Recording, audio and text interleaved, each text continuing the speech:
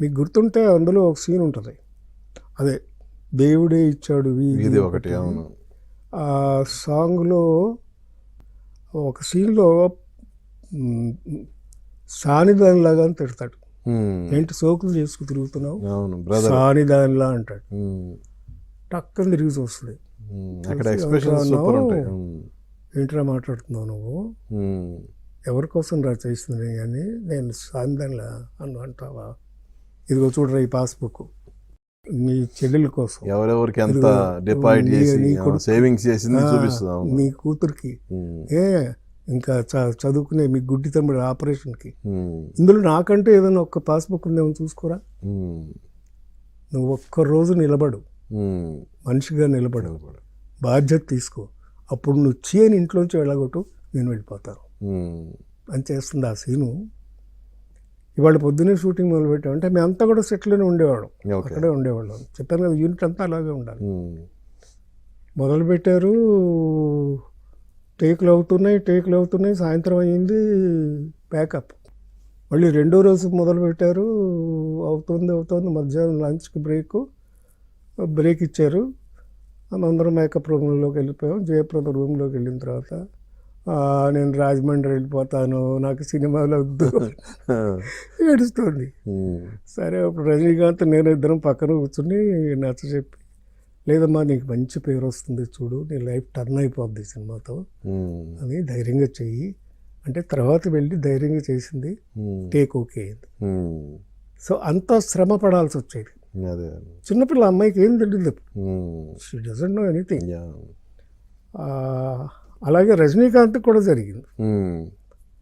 అంటే నాకు అందరికీ అది 10 టేకులు 15 టేకులు అనేది కామన్, అంతకంటే ఎక్కువ అనమాట కొన్ని.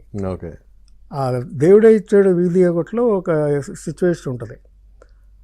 ఒక్కొక్క కిటికీ దగ్గరికి వస్తాడు రజనీకాంత్, వచ్చి సిగరెట్ వేసుకోవాలి, ఈ అమ్మాయి వచ్చి కర్టన్ మూసేయాలి, మళ్ళీ పక్కకి వెళ్తాడు, డోర్ దగ్గరికి వెళ్ళి పాడుతూ ఉంటాడు, కర్టన్ వేసేయాలి, మళ్ళీ సిగరెట్ వేసుకోవాలి. ఇలా ఒక పెద్ద షార్ట్ పెట్టేశారు బాలచంద్ర గారు. రాత్రిపూట షూటింగ్, రోజు నైట్ ఎఫెక్ట్ అది. చేస్తున్నాడు. ఒకరోజు షూటింగ్ చేశారు, టేక్ ఓకే అవ్వలేదు. అంటే ఇది మిస్ అయితే సిగరెట్ పెడితే ఈ కరెక్ట్ టైమింగ్ ఏదో మిస్ అవుతుంది.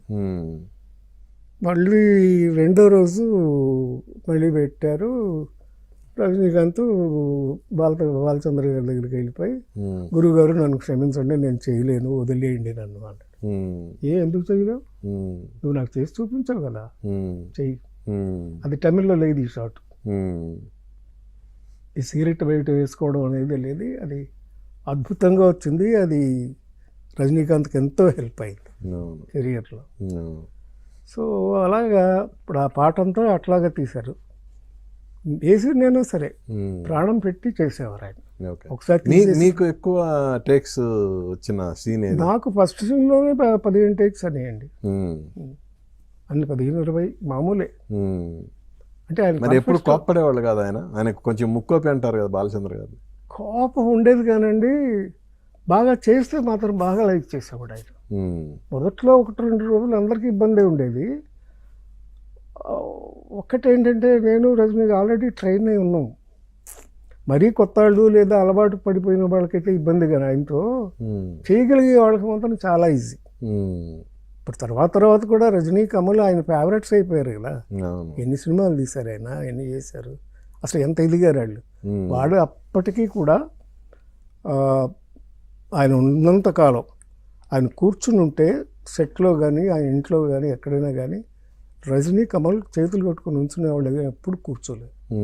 ఆయన గొడవ పెట్టేవాడు, కూర్చోండి అయ్యా మీరు స్టార్లు అయిపోయారు ఏంటి, సరదాకి పక్కన కూర్చోండి, వచ్చి కూర్చొని మాట్లాడండి అంటే. సో అంత గురుభావం ఉండిపోయింది మాకు, మా అందరికంటే ఆయన దగ్గర ట్రైన్ ఆయన చాలామంది అలాగే ఉంటారు. జయసుధ కానీ జయప్రద కానీ అందరూ అలాగే చేస్తారు.